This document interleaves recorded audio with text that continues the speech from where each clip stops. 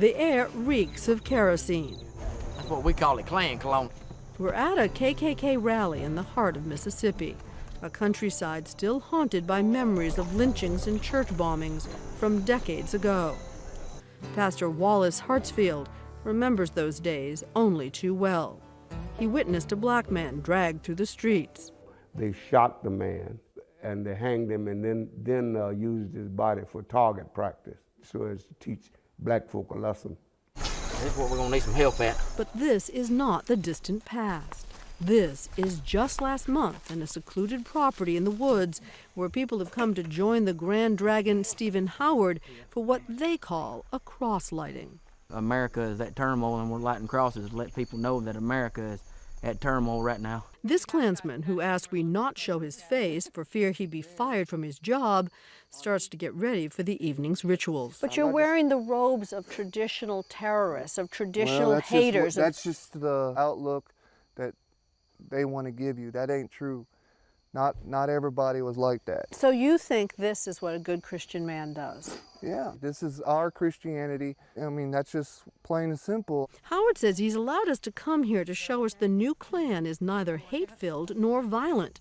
Yet what we heard and saw during our time with them suggests otherwise. Black people and white people are nowhere related. In my opinion, I think black people evolved from animals. And I believe that we need to be separated. Whites and blacks need to be separated. I don't agree with race mixing. Let them set up their own state where they belong and give them their own homeland. And if your daughter, when she got older, came home and said, I want to go out with a black boy.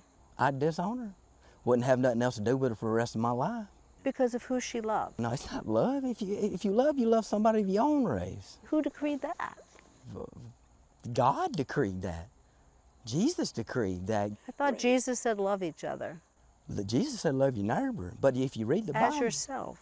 You know, there's an argument to be made that by our covering the Ku Klux Klan, we play into their hand, we help them recruit. What do you make of that? Every time you have a story on the front page of a local newspaper about a Klan rally or something along those lines, the Klan or that particular group does get a member or two. On the other hand, 99.9% people who read about that are essentially inoculated against them. I think it's actually harming them more than it's helping them in the end.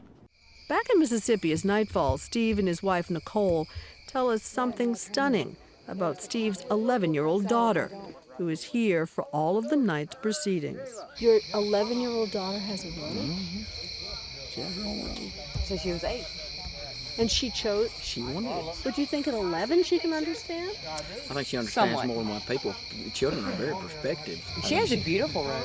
She wants to be like her daddy.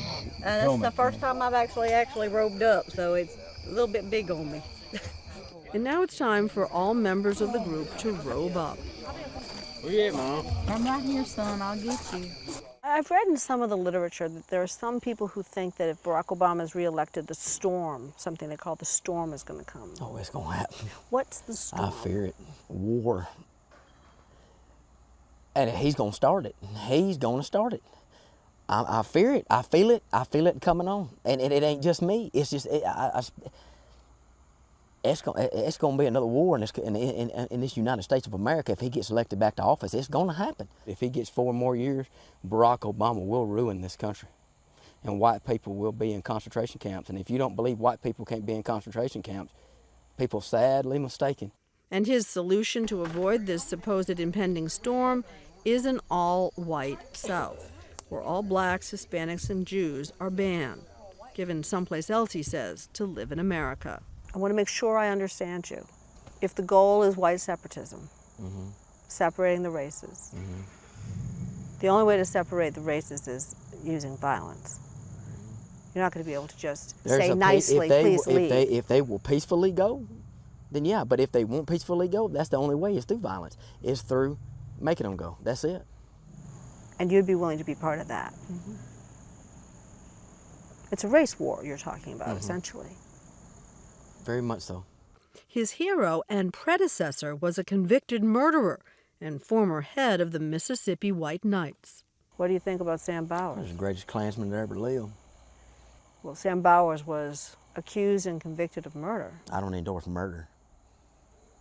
What about other forms of violence? I don't endorse murder. I guess that means that other forms of violence may be okay.